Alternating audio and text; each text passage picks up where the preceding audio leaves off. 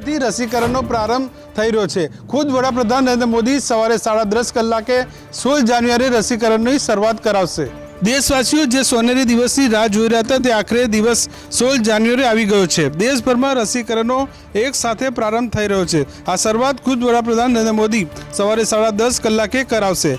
દેશભરમાં રસીકરણની પ્રક્રિયા પહેલા ડ્રાય રનની શરૂઆત થઈ હતી, જેમાં સૌપ્રથમ ડ્રાય રન ગુજરાત સહિત 4 રાજ્યોમાં કરાયો હતો, જેમાં સફળતા મળતા દેશના અન્ય રાજ્યોમાં આ ડ્રાય રન આગળ વધારવામાં આવ્યો હતો। આ રિહર્સલની પ્રક્રિયા પૂરા થતાની સાથે જ દેશના અલગ અલગ રાજ્યોમાં વેક્સિનનો જથ્થો પણ પહોંચી ગયો છે, જેમાં ગુજરાત પણ સામેલ છે। ગુજરાતના અમદાવાદ, વડોદરા, સુરત, રાજકોટ સહિતના તમામ શહેરોની સાથે અન્ય જિલ્લામાં પણ રસી પહોંચી ગઈ છે, જે હાલમાં કોલ્ડ સ્ટોરેજમાં રખાઈ છે। 16 જાન્યુઆરીએ વડાપ્રધાન નરેન્દ્ર મોદી એક સાથે રસીકરણનો પ્રારંભ કરાવશે। દેશમાં 3006 સ્થળોએ આ રસીકરણની શરૂઆત થશે। ગુજરાતમાં કોરોના કાબૂમાં છે। ન પહેલા જેટલા અત્યારે દર્દીઓને ભીડનો સામનો કરવો પડે છે, ન હોસ્પિટલોમાં કોઈ કતાર છે। હોસ્પિટલોમાં બેડ ખાલી પડ્યા છે અને સરકારી આંકડા રોજે રોજ ઘટતા જઈ રહ્યા છે। પરંતુ આ બધા વચ્ચે સૌથી મોટી વાત એ છે કે 4 મહાનગરો જ્યાં રાત્રિ કર્ફ્યુ છે ત્યાંનું શું થશે? કોરોના કાળ વચ્ચે મહાનગરોમાં વધતા કેસોને ધ્યાનમાં રાખીને રાત્રિ કર્ફ્યુ આવતીકાલે નિર્ણય લેવાઈ શકે છે। સરકારે રાજ્યના 4 મોટા શહેરો અમદાવાદ, રાજકોટ, સુરત અને વડોદરામાં રાત્રિ કર્ફ્યુ લગાવ્યો છે, જેની અવધિ આવતીકાલે સવારે 6 વાગે પૂર્ણ થઈ રહી છે। જો કે આ અંગે રાજ્ય સરકારે વર્તમાન સ્થિતિને જોતા કર્ફ્યુ હટાવે તેવી પણ શક્યતાઓ છે, અથવા તો રાત્રિ કર્ફ્યુની સમયાવધિમાં ઘટાડો કરી શકે છે। એટલે કે રાત્રે 10ના બદલે હવે રાત્રે 11 વાગ્યાથી કર્ફ્યુ સવારે 6 વાગ્યા સુધી રહી શકે તેવી પણ શક્યતાઓ છે। માથે સ્થાનિક સ્વરાજની ચૂંટણીઓ આવી રહી છે અને ગુજરાતમાં પરિસ્થિતિ થાળે પડતી નજરે આવી રહી છે। ત્યારે હવે આ બધામાં મહાનગરોમાં રાત્રિ કર્ફ્યુ પર આવતીકાલે સવારે સરકાર શું નિર્ણય લે છે તેના પર નજર રહેશે। કોવિશિલ્ડ વેક્સિન સુરતના સિવિલ હોસ્પિટલમાં આવી ગયા બાદ એનું દક્ષિણ ગુજરાતમાં વિતરણ શરૂ કરી દેવામાં આવ્યું છે। કેન્દ્ર સરકારના 210 અને રાજ્ય સરકારના 93,060 હેલ્થ વર્કરોને વેક્સિન પ્રથમનો ડોઝ જે છે તે આપવામાં આવશે। આગામી તારીખ 16મી જાન્યુઆરીથી સરકાર અને પ્રાઇવેટ ડોક્ટરો સહિતના હેલ્થ વર્કરોને વેક્સિનાઇઝેશન શરૂ કરવામાં આવનાર છે, જે પ્રક્રિયા 3 દિવસ દરમિયાન પૂર્ણ કરી દેવાની પ્રશાસનની ગણતરી પણ છે, જેથી બુધવારે સવારથી જ સુરતની નવી સિવિલ હોસ્પિટલના કેમ્પસ સ્થિત વેક્સિન ડેપોમાંથી કોવિશિલ્ડ વેક્સિનનું સુરત શહેર અને સુરત ગ્રામ્ય સહિત તાપી, નવસારી, વલસાડ અને ડાંગ જિલ્લાના હેલ્થ કેર વર્કરો માટે વિતરણ શરૂ કરી દેવામાં આવ્યું હતું। સુરત શહેરમાં મહાનગરપાલિકા સંચાલિત સ્મીમેર હોસ્પિટલ અને સિવિલ હોસ્પિટલ સહિત 22 સેન્ટરો ઊભા કરવામાં આવ્યા છે, જેમાં 17 ખાનગી હોસ્પિટલને પણ સેન્ટર બનાવવામાં આવ્યા છે। રાજ્યમાં તમામ લોકોએ ઉત્તરાયણની પોતાના મિત્રો પરિવારની સાથે ધામધૂમપૂર્વક ઉજવણી કરી હતી। વહેલી સવારથી જે લોકો પતંગ ઉડાવ્યા છે તેમાંથી 15 થી 20 જેટલા લોકોને ખૂબ જ ગંભીર ઈજાઓ થઈ હતી। ત્યારબાદ 108 દ્વારા તમામ લોકોને હોસ્પિટલ ખસેડવામાં આવ્યા હતા। બપોરે 3 વાગ્યા સુધીમાં 2 થી 2,500 જેટલા લોકોને દોરાના લીધે જ ઈજાઓ થઈ હતી, તે તમામને 108 સેવા દ્વારા હોસ્પિટલોમાં ખસેડવામાં આવ્યા છે।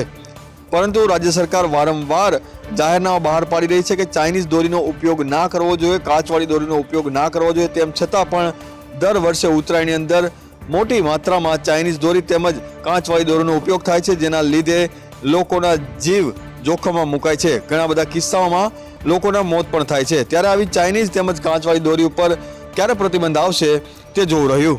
ચાઇનીઝ દોરી ઉપર પ્રતિબંધ હોવા છતાં પણ ઘણા બધા જગ્યામાં અથવા ઘણી બધા લોકોને જેને ઈજાઓ થઈ છે તેઓની અંદર આ ઘાતક દોરાના લીધે જ ઈજાઓ થઈ છે તેવું સામે આવ્યું છે।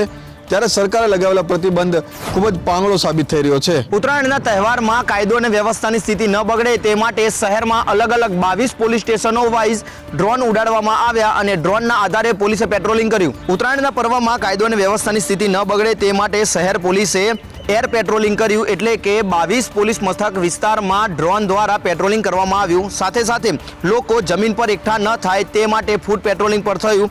જાહેર જગ્યાઓ પર લોકોના ટોળા ન વળે અને કોવિડ ગાઈડલાઈનનો ભંગ ન થાય તે માટે સ્થાનિક પોલીસની સાથે આરએએફની ટીમો પણ જોડાઈ હતી।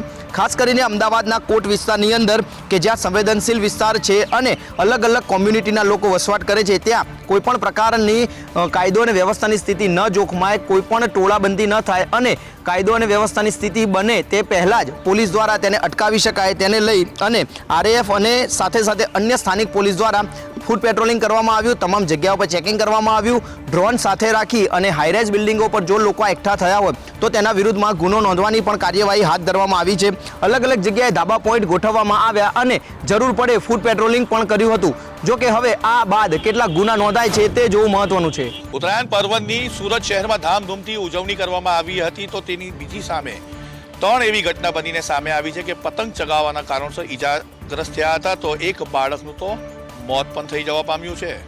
વહેલી સવારથી જ આજે તમામ લોકો ધાબા પર ચડી ગયા હતા અને ઢીલ દે અને કાયપો છે ની બૂમોની અવાજ આવી રહી હતી. તેની સામે સંગ્રામપુરાની નવનિર્મિત બિલ્ડિંગમાં એક ઘટના બનીને સામે આવી છે. 4થા માળેથી પતંગ પકડવાની લયમાં એક બાળક પટકાઈ ગયો હતો. 10 વર્ષનું આ બાળક છે, એને સારવાર સિવિલ હોસ્પિટલ ખસેડવામાં આવ્યો હતો, જ્યાં એનું મૃત જાહેર કરવામાં આવ્યો હતો. તો બીજી તરફ પાંડેસરા જયવીર ઇન્ડસ્ટ્રીનો એક બનાવ સામે આવ્યો છે, જેમાં લોખંડના સળિયાથી પતંગ ઉતારવા જતા યુવક દાઝી ગયો હતો. પતંગ પકડવાના લહીમાં હાઈ ટેન્શન લાઇનને લોખંડનો સળિયો અડી જતા એને કરંટ લાગ્યો હતો, જેના કારણે એ પણ દાઝી ગયા બાદ એને સિવિલ હોસ્પિટલ સારવારથી ખસેડવામાં આવ્યો હતો. ડિંડોલી મિલેનિયમ પાર્કમાં રહેતો યુવકના ગળામાં દોરી આવી ગઈ હતી. બારડોલી બેનને મળવા જઈ રહ્યો હતો ત્યારે રસ્તામાં પતંગના દોરાથી ગળે ઈજા પહોંચી હતી અને આ યુવકને પણ સારવાર માટે સિવિલ હોસ્પિટલ લાવવામાં આવ્યો હતો, જ્યાં એની તબિયત હાલ સારી હોવાનું તબીબી સૂત્રો જણાવી રહ્યા છે. ઉત્તરાયણ પર્વને ધ્યાનમાં રાખીને પોલીસ કમિશનરના જાહેરનામાનું પૂરતું અમલીકરણ સુરત શહેરમાં જોવા મળ્યું હતું. તમામ ફ્લાયઓવર બ્રિજ ઉપર આજે 2 વ્હીલર વાહનોને ઉપર જવામાં ન દેવામાં આવ્યા હતા, જેના કારણે અકસ્માતનો જે આંકડો છે તે આજે નીચે રહેવા પામ્યો છે. ઉત્તરાયણના પર્વને લઈને રાજ્યમાં અનેક જગ્યાએ જાહેરનામાનો ભંગ થતો જોવા મળ્યો, ત્યારે રાજકોટમાં પોલીસે ડીજે વગાડતા એક શખ્સને પકડી પાડ્યો છે. રાજકોટમાં ધાબા પર ડીજે વગાડનારા એક શખ્સ વિરુદ્ધ ગુનો નોંધાયો છે. ઉત્તરાયણના પર્વને લઈને શહેરમાં જાહેરનામું બહાર પાડવામાં આવ્યું હતું અને ડીજે લાઉડસ્પીકર વગાડવા પર પ્રતિબંધ લગાવવામાં આવ્યો હતો. રાજકોટના ભક્તિનગર વિસ્તારમાં 150 ફૂટ રિંગ રોડ પર રમેશ ભરડા નામનો શખ્સ ધાબા પર લાઉડસ્પીકર વગાડી રહ્યો હતો, જેનાથી પાડોશીઓને મુશ્કેલી પડી રહી હતી. પાડોશીઓની ફરિયાદના આધારે પોલીસે આ યુવકની અટકાયત કરી તેની સામે ગુનો નોંધ્યો છે અને જાહેરનામાનો ભંગ કરવાના ગુનામાં કાર્યવાહી કરી છે.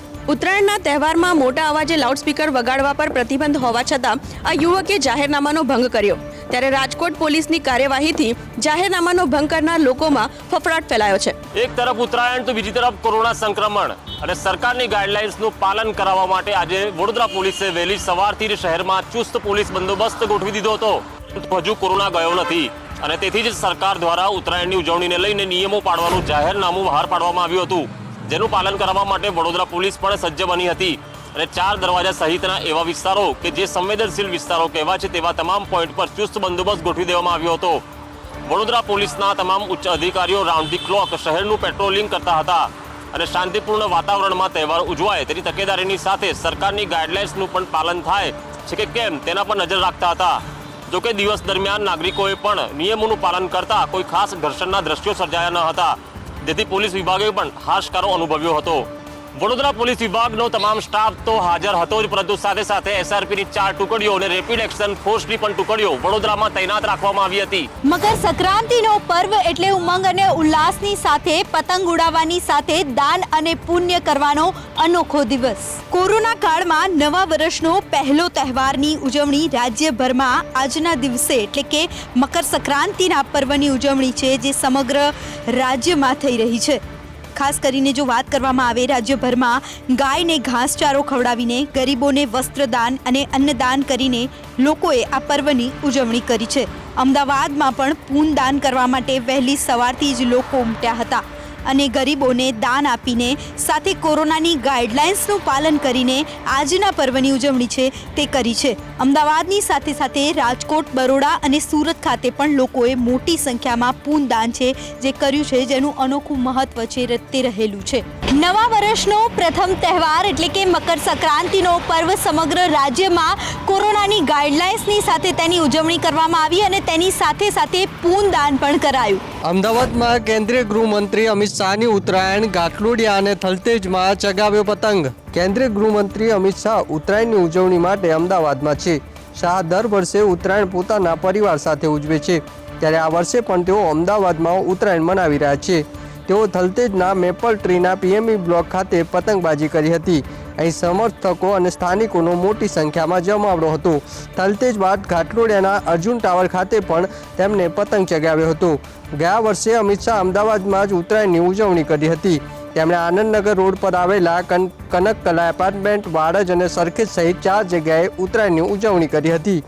કોરોનાના કારણે રાજ્ય સરકારે માર્ગદર્શિકા જાહેર કરી છે અને માત્ર પરિવારના સભ્યો ધાબા પર પતંગ ઉડાવી શકે તેવા નિયમો જાહેર કર્યા છે, જેના પગલે અમિત શાહ પણ આ વખતે પરિવાર સાથે જ પતંગ ઉડાવવાની મજા માણી હતી. કોરોના ગાઈડલાઇન્સના કારણે અમિત શાહે પરિવારના નિકટના લોકો સાથે ઉત્તરાયણ પર્વ મનાવ્યો હતો. વિપક્ષો ગમે તેવી ચાઇનાની દોરી લઈને આવે, પેચ લડાવે અથવા તો કાચ નાખે, પરંતુ ભાજપના વિકાસનો પતંગ કોંગ્રેસ નહીં કાપી શકે એવું નાયબ મુખ્યમંત્રી નીતિન પટેલે નિવેદન કર્યું. ઉત્તરાયણના દિવસે ગાંધીનગરના ઉવારસદ જંકશનના લોકાર્પણ પ્રસંગે પહોંચેલા નાયબ મુખ્યમંત્રી નીતિન પટેલે રાજકીય નિવેદન આપવાનું પણ ન ટાળ્યું. નીતિન પટેલે પતંગ ચગાવવાની વાતને રાજકીય નિવેદન આપતા કહ્યું કે ભારતીય જનતા પાર્ટીનો પતંગ છેલ્લા 25 વર્ષથી નરેન્દ્ર મોદી, અમિત શાહ અને લાખો કરોડો કાર્યકર્તાઓ ચગાવે છે અને એ પતંગ સતત ચગતો રહ્યો છે. કોંગ્રેસ ગમે તેવી દોરી લઈને ચાઇનાથી આવે અથવા તો કાચના ટુકડા નાખે, અમારો પતંગ કોઈ નહીં કાપી શકે. તો આમ આદમી પાર્ટીને પણ આડે હાથે લેતા નાયબ મુખ્યમંત્રી નીતિન પટેલે કહ્યું, લોકો ઝાડુ લઈને ફરે છે પરંતુ એ ઝાડુ પણ ગુજરાતમાં નહીં ચાલે. ચિલોડાથી સરખેજ સુધીના 44 કિલોમીટરના એસજી હાઈવેનું 6 લેન કરવાની કામગીરી ચાલી રહી છે. તેના ભાગરૂપે ઉવારસદ જંકશન, જે 17 કરોડના ખર્ચે ઓવરબ્રિજ તૈયાર કરવામાં આવ્યો છે, તેના લોકાર્પણ પ્રસંગે નીતિન પટેલ પહોંચ્યા હતા. સુરતના લિંબાયત વિધાનસભાના ધારાસભ્ય સંગીતા પાટીલનો એક વિડીયો સોશિયલ મીડિયામાં વાયરલ થયો છે, જેને લઈને શહેરમાં ચર્ચાઓ ચાલી રહી છે. આવનારી ચૂંટણીને ધ્યાનમાં રાખીને હવે કોંગ્રેસ અને ભાજપ બંને પક્ષો દ્વારા પોતાના કાર્યકર્તાઓ સાથે મિટિંગોનો દોર શરૂ કર્યો છે, જેના અંદર લિંબાયત વિધાનસભામાં આવેલો વોર્ડ નંબર 25 અને નવો વોર્ડ નંબર 26 ખાતે એક પેજ પ્રમુખનો કાર્યક્રમ રાખવામાં આવ્યો હતો. ત્યાં સંગીતા પાટીલ હાજર હતા અને એમને મંચ પરથી એવું કીધું હતું કે આ પેજ પ્રમુખનો આઈ કાર્ડ તમને આપવામાં આવ્યો છે, પોલીસ તમને પકડે તો તમને એને બતાવી દેશો, તો તમને છોડી દેશે, ના છોડે તો મને ફોન કરજો. પરંતુ આ શબ્દોના કારણે એમને મજાકમાં કીધા હોય, પરંતુ ભોલી પ્રજા હોય છે તે કોઈ ફેરી જો બહાર નીકળશે અને પોલીસને આ આઈ કાર્ડ બતાવશે તો પોલીસ આ આઈ કાર્ડને માન્ય નહીં રાખશે. વાયરલ વિડીયોમાં એ પણ સ્પષ્ટ દેખાઈ રહ્યું છે કે પેજ પ્રમુખોનો કાર્યક્રમ ચાલી રહ્યો હતો ત્યારે ત્યાં સોશિયલ ડિસ્ટન્સનો પણ અભાવ જોવા મળ્યો હતો. ટ્રાફિક મેમોથી શરૂ થયેલો પ્રેમ પોલીસ સ્ટેશનમાં જઈને અટક્યો. મહિલા પોલીસ સ્ટેશનમાં પરિણીત મહિલાએ પોતાના પીએસઆઈ પતિ સામે લગ્નના 6 મહિના બાદ જ ફરિયાદ નોંધાવી છે. પતિ, સાસુ સસરા તેમજ નણંદ શારીરિક તેમજ માનસિક રીતે ત્રાસ આપતા હોવાની ફરિયાદ મહિલાએ નોંધાવી છે. સાથે પીએસઆઈ પતિ રિવોલ્વરથી જાનથી મારી નાખવાની ધમકી પણ આપતો હોવાનો ફરિયાદમાં ઉલ્લેખ કરવામાં આવ્યો છે. રુચિતા આચાર્યએ પોતાના પતિ સાગર આચાર્ય સામે આ અંગે મહિલા પોલીસ સ્ટેશનમાં ફરિયાદ નોંધાવી છે. 6 મહિના અગાઉ જ આ બંનેએ પ્રેમ લગ્ન કર્યા હતા. ટ્રાફિક મેમોમાં ભૂલ ન હોવાના લીધે અને ટ્રાફિક મેમો બાદ પ્રેમ પાંગર્યો હતો અને ધીરે ધીરે હા હેલોમાંથી બંનેએ લગ્ન કરી લીધા હતા. પરંતુ ફક્ત 6 મહિનાની અંદર બંનેનો પ્રેમ સીધો જ પોલીસ સ્ટેશન પહોંચી ગયો હતો. હાલ આ અંગે મહિલા પોલીસ સ્ટેશનની અંદર ફરિયાદ નોંધવામાં આવી છે. જે પ્રમાણે આક્ષેપો કરવામાં આવે છે તેમાં તથ્ય કેટલું છે તે અંગે મહિલા પોલીસ સ્ટેશનના અધિકારીઓ તપાસ ચલાવી રહ્યા છે.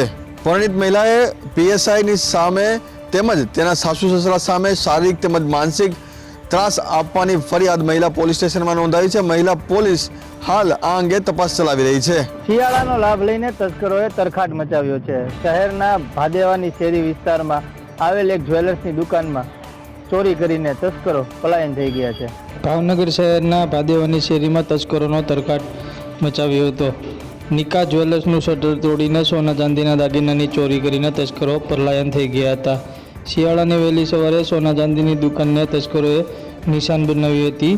નિકા જ્વેલર્સનું શટર તોડીને અંદર રહેલા સોના ચાંદીના ઘરેણાની કિંમત ₹10 લાખની ચોરી કરીને નાસી છૂટ્યા હતા. બનાવની જાણ થતાં જ એએસપી સફીનચંદ સહિતનો પોલીસ કાફલો ઘટના સ્થળે દોડી આવ્યો હતો અને ચોરી કરવા આવેલા તસ્કરોનો સીસીટીવી કેમેરામાં કેદ થયા હતા. જેના સીસીટીવી ફૂટેજના આધારે સફીનચંદ દ્વારા તપાસ હાથ ધરવામાં આવી હતી અને આરોપીને ઝડપથી પકડી લેવા માટેની પ્રક્રિયા હાથ ધરવામાં આવી હતી. બનાવની જાણ થતાં જ એએસપી સફીન હસન તેમજ પોલીસ કાફલો ઘટના સ્થળે દોડી આવ્યો હતો અને આરોપીને શોધખોળ કરવા માટેની તજવીજ હાથ ધરાઈ હતી. સૌરાષ્ટ્રના સૌથી મોટા બોગસ કોલ સેન્ટરનો રાજકોટ ક્રાઇમ બ્રાન્ચે પર્દાફાશ કર્યો છે. રાજકોટ શહેરના સર્કિટ હાઉસ નજીક આવેલા સ્ટાર પ્લાઝામાં ચોથા માળે કોલ સેન્ટર ચાલતું હોવાની પોલીસને બાતમી મળી હતી, જેના આધારે પોલીસે દરોડો કરતા 7 શખ્સોની ધરપકડ કરી હતી. પોલીસ તપાસમાં આરોપી લતીફ નરીવાલા અને અમીન નરીવાલા બોગસ કોલ સેન્ટર ચલાવતા હોવાનું સામે આવ્યું છે. ફોરેસ્ટ ટ્રેડિંગના નામે અલગ અલગ રાજ્યોના લોકોને રૂપિયાનું રોકાણ કરાવી છેતરપિંડી આચરી હોવાનું સામે આવ્યું છે. ડીસીપી ઝોન 1 પ્રવીણકુમાર મીણાએ જણાવ્યું હતું કે લતીફ નરીવાલાએ 2 મહિના પહેલા કોલ સેન્ટર માટે ન્યૂઝપેપરમાં જાહેર ખબર આપી હતી. વિદેશી ચલણના રૂપિયા રોકવા $200 થી $500 સુધી રોકાણ કરાવી 100% નફો આપવાનો વિશ્વાસ આપતા હતા અને ત્યારબાદ 30% કમિશન લઈ લોકો સાથે 15 થી 20 દિવસમાં તેનું એકાઉન્ટ બંધ કરી છેતરપિંડી કરતા હોવાનું સામે આવ્યું છે. પોલીસ તપાસમાં બોગસ કોલ સેન્ટરમાં ટેલિકોલર તરીકે મહિલાઓને કામે રાખવામાં આવતી હતી અને તેમને લખેલી સ્ક્રિપ્ટ આપવામાં આવતી હતી, જેથી રોકાણકારો મહિલાઓના વિશ્વાસમાં આવી જાય અને રોકાણ કરે અને આ પ્રકારે છેતરપિંડીનું આખું રેકેટ ચલાવવામાં આવતું હોવાનું સામે આવ્યું છે. અમદાવાદ શહેરમાં ભૂમાફિયાઓએ ચેતી જવાની જરૂર છે. અમદાવાદ શહેરમાં એક જ દિવસમાં 3 અલગ અલગ પોલીસ સ્ટેશનોમાં ગેરકાયદેસર જમીન પચાવી લેનારા 10 ભૂમાફિયાઓ વિરુદ્ધ ગુનો નોંધાયો, જેમાં 7ની ધરપકડ કરવામાં આવી છે. લેન્ડ ગ્રેબિંગ એક્ટ હેઠળ ગુજરાતમાં અમદાવાદ શહેરમાં અલગ અલગ 3 પોલીસ મથકોમાં 3 ફરિયાદ એક જ દિવસે નોંધાતા ભૂમાફિયામાં ફફડાટ વ્યાપી ગયો છે. વાત કરવામાં આવે અલગ અલગ 3 ફરિયાદોની તો એલિસ બ્રિજ, સરખેજ અને સોલા પોલીસ મથકે કુલ 10 આરોપીઓ વિરુદ્ધ ફરિયાદ નોંધાઈ છે, જેમાંથી 7 આરોપીઓની પોલીસ દ્વારા ધરપકડ કરવામાં આવી છે. મહત્વની વાત એ છે કે ગેરકાયદેસર જમીન પચાવી લેવાના આ ગુનાની અંદર પોલીસે કડક હાથે કાર્યવાહી લેતા 3 પોલીસ મથકોમાં આરોપીઓને ઝડપી લેવામાં આવ્યા છે. મહત્વની વાત એ છે કે સરખેજની જે જમીન છે તે 8030 ચોરસ મીટરની જમીન હતી કે જ્યાં ગેરકાયદેસર રીતે ફેક્ટરી બનાવી તેને પચાવી લેવામાં આવી હતી, જેમાં એક આઈસ્ક્રીમ ફેક્ટરીના માલિકની ધરપકડ થઈ છે. જોકે અન્ય 2 ગુનાની અંદર વાત કરીએ તો સોલા પોલીસ સ્ટેશનમાં રેવન્યુ તલાટીએ ફરિયાદ નોંધાવી હતી કે જે સરકારી જમીન હતી તે ગેરકાયદેસર પચાવી લેવામાં આવી હતી અને શહેર પોલીસે કડક હાથે કાર્યવાહી કરતા 7 આરોપીને ઝડપી લેવામાં આવ્યા છે. જમીનોની છેતરપિંડી મામલે અગાઉ એસઆઈટીની રચના કરવામાં આવી હતી, જે શહેર અને જિલ્લા વાઇઝ અલગ અલગ રીતે કામ કરતી હતી, પરંતુ હવે લેન્ડ ગ્રેબિંગ એક્ટ હેઠળ કાર્યવાહી થતા ભૂમાફિયાઓમાં ફફડાટ વ્યાપ્યો છે. અમદાવાદના ન્યૂ રાણીપમાં થયેલી 45 લાખની ચોરી મામલે પોલીસે એન્જિનિયર ચોર અને સોનીની ધરપકડ કરી છે. અમદાવાદ શહેરના ન્યૂ રાણીપ વિસ્તારમાં આવેલ પાયલ જ્વેલર્સ નામની દુકાનમાંથી ₹45 લાખની દાગીનાની ચોરી કરનાર બેકાર એન્જિનિયર અને સોનાનો મુદ્દામાલ ખરીદનાર સોનીની સાબરમતી પોલીસે ધરપકડ કરી છે. સાબરમતી પોલીસ સ્ટેશનના સર્વેલન્સ સ્ક્વોડની ટીમે 8 દિવસમાં જ 15 કિલોમીટર વિસ્તારના 92 સીસીટીવી ચેક કરી છેવટે શંકાસ્પદ વ્યક્તિ તરીકે ફોટા પરથી આરોપી સુધી પહોંચી ગઈ હતી. બેકારી અને પરિવારમાં બીમારીએ એન્જિનિયરને ચોર બનાવ્યો હતો. ઝોન 2 ડીસીપી વિજય પટેલે જણાવ્યું હતું કે આરોપી પોતે બેકાર છે અને ઘરમાં બીમારીના કારણે પૈસાની જરૂરિયાત ઊભી થતાં 3 દિવસ સુધી જ્વેલર્સના માલિકની રેકી કરી હતી. ઘાટલોડિયા વિસ્તારમાંથી બાઇક ચોરી કરી અને ફરિયાદીના સ્કૂટરમાંથી ચાવી કાઢી ચોરી કરી લીધી હતી. પકડાયેલ આરોપીઓએ અન્ય જગ્યાએ ચોરી કરી છે કે કેમ તેની તપાસ પણ પોલીસ કરી રહી છે. રાજકોટ પોલીસે થોડા દિવસ પહેલા ઝડપેલા સેક્સ રેકેટના તાર હવે ઝારખંડ સુધી પણ પહોંચ્યા છે. એ ડિવિઝન પોલીસે ઝારખંડથી મુખ્ય આરોપી અજયસિંહની ધરપકડ કરી છે. રાજકોટ એ ડિવિઝન પોલીસ દ્વારા ગત અઠવાડિયે ડમી ગ્રાહક મોકલી સેક્સ રેકેટનો પર્દાફાશ કર્યો હતો. જોકે આ સેક્સ રેકેટના તાર ઝારખંડ સુધી જોડાયેલા હોવાનું ખુલ્યું હતું. પોલીસે તે સમયે દલાલ ભરત ગોહેલ નામના શખ્સની ધરપકડ કરી હતી. ભરતે પોલીસ પૂછપરછમાં જણાવ્યું હતું કે રૂપલલના સવારે જ મુંબઈથી આવી હતી અને ગ્રાહક પાસેથી ₹2000 વસૂલ કરવામાં આવ્યા હતા. પોલીસે બાદમાં તેના મોબાઈલ કબજે કર્યા હતા અને કયા કયા રાજ્યમાંથી ગર્લ સપ્લાય કરવામાં આવે છે તે દિશામાં તપાસ હાથ ધરી હતી. પોલીસની પ્રાથમિક તપાસમાં ભરત સોશિયલ મીડિયા પર ગ્રાહકનો સંપર્ક કરતો હોવાનું ખુલ્યું હતું. ગ્રાહક કોન્ટેક્ટ નંબર પર ફોન કરે ત્યારે ઝારખંડમાં બેઠેલો અજયસિંહ નામનો વ્યક્તિ ફોન ઉપાડતો હતો, જેથી પોલીસે ઝારખંડથી અજયસિંહની ધરપકડ કરી છે. પોલીસના કહેવા મુજબ આરોપી અજયસિંહ ઝારખંડથી સેક્સ રેકેટ ચલાવતો હતો. ગ્રાહકો સાથે ભાવતાલ નક્કી થયા બાદ ગ્રાહકને રાજકોટની હોટલ બુક કરવાનું કહેતો હતો અને ત્યારબાદ રાજકોટ સ્થિત ભરત ગોહેલ નામના દલાલનો તે સંપર્ક કરતો હતો અને બાદમાં ભરત પોતાના સંપર્કમાં રહેલી સ્ત્રીને હોટલે છોડી આવતો હતો. પોલીસ તપાસમાં મુખ્ય આરોપી અજયસિંહ ઝારખંડથી રાજકોટમાં સેક્સ રેકેટ ચલાવતા હોવાનું સામે આવ્યું છે.